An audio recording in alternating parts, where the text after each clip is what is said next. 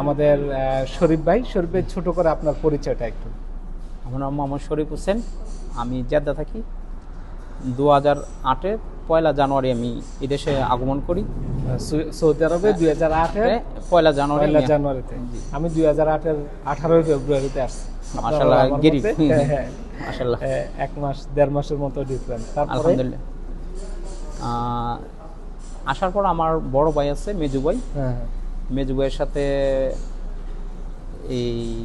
এই করি, আপনার স্ক্রাবের কিছুদিন ব্যবসা করি।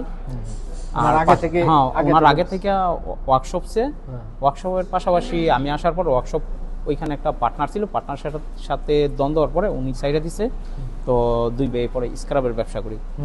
স্ক্রাবের ব্যবসা করি মোটামুটি 1-1.5 বছর 2 বছর মতো করা হয়। তারপরে ওই ব্যবসাটা মোটামুটি ক্লোজ করে দিই। স্ক্রাবের মধ্যে পুলিশ, তারপরে বিভিন্ন যাওয়া একটু গ্যাঞ্জাম করে।